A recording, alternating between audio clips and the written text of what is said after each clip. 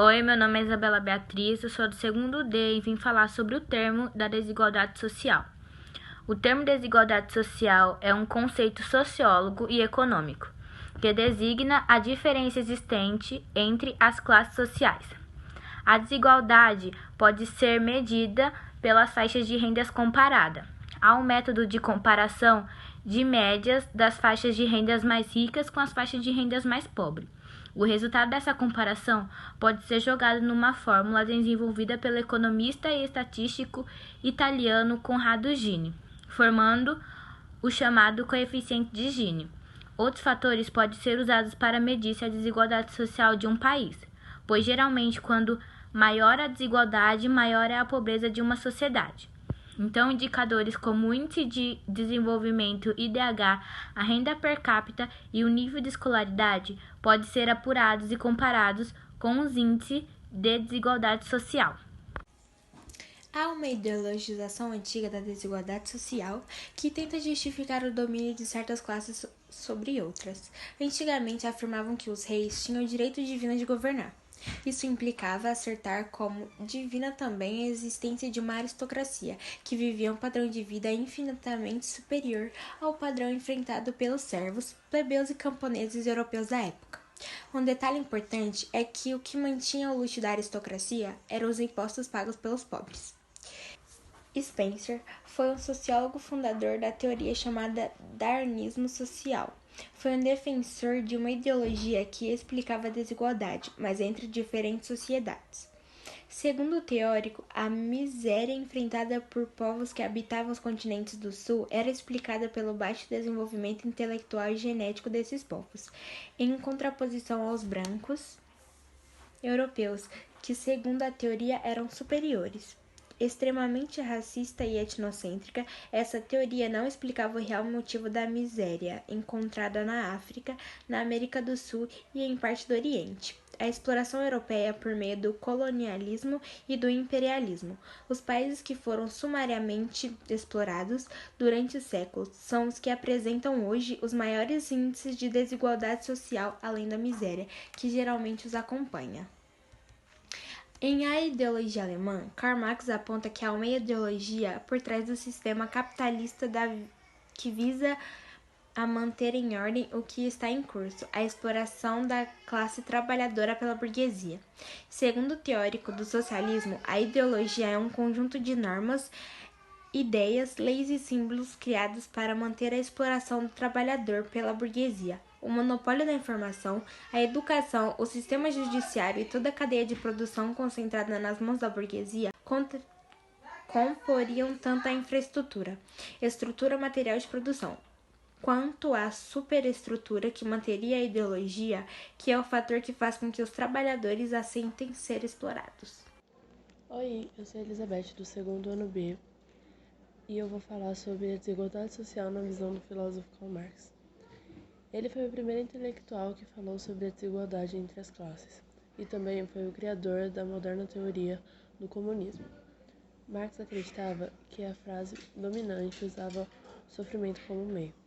Ele também acreditava que a desigualdade era causada pela divisão de classes entre aqueles que possuem os meios de produção, que são a burguesia, e aqueles que dependem exclusivamente do trabalho para garantir a sua sobrevivência, o proletariado.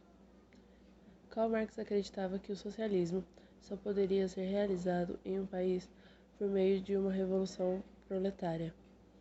Teria uma fase de transição do capitalismo ao comunismo, onde o comunismo é uma sociedade sem classes sociais. Dessa forma, a riqueza seria compartilhada entre as pessoas e todos contribuirão com a força do trabalho. Oi, Isabela de novo, e agora eu vim falar se é possível abolir a desigualdade social. Para além da perspectiva revolucionária que visa ao fim do capitalismo e das classes sociais, temos perspectivas reformistas, que objetivam a redução da desigualdade sem pregar o fim do capitalismo. Uma dessas perspectivas é a sociodemocracia, modelo no início do século XX, que foi resgatada na segunda metade do século XX por países nórdicos. As medidas propostas por governos sociais-democratas amplamente adotadas por países como a Finlândia, a Noruega e a Suécia, visam a melhorar a qualidade de vida da população, criando um estado de bem-estar social que reduz a disparidade entre as classes sociais. Um exemplo da política de promoção de bem-estar social são a política pública de educação, promovidas pela Finlândia desde a década de 1990, as quais levaram o país a ser um modelo em educação mundial. Os finlandeses reformaram o currículo da educação básica e proibiram a abertura de instituições particulares de ensino dentro do território nacional. Dessa forma educacional, junto à política de empregabilidade, saúde e segurança, resultou em uma diminuição das disparidades sociais ao valorizar todas as áreas de trabalho e retirar a possibilidade de tratamento exclusivo para aqueles que podem pagar por eles. Eu sou a Stephanie e vou falar sobre desigualdade social no Brasil. A fotografia apresentada é um símbolo conhecido da desigualdade social no Brasil. Vemos nela a parte da favela de Paraisópolis, em São Paulo, e ao lado das moradias humildes, um condomínio de luxo que conta com um apartamento por andar e cada apartamento possui a sua própria piscina na varanda. Os índices que separam essas duas realidades também são bem diferentes e refletem um Brasil de imensa desigualdade entre os mais pobres e os mais ricos. Em Paraisópolis, 50% das moradias são irregulares. A taxa de empregabilidade está entre 2,3 para cada 10 habitantes. A taxa de gravidez na adolescência beira os 11,5 para cada 100 mil habitantes. E a expectativa de vida do distrito no qual o bairro está localizado é de aproximadamente 65 anos de idade.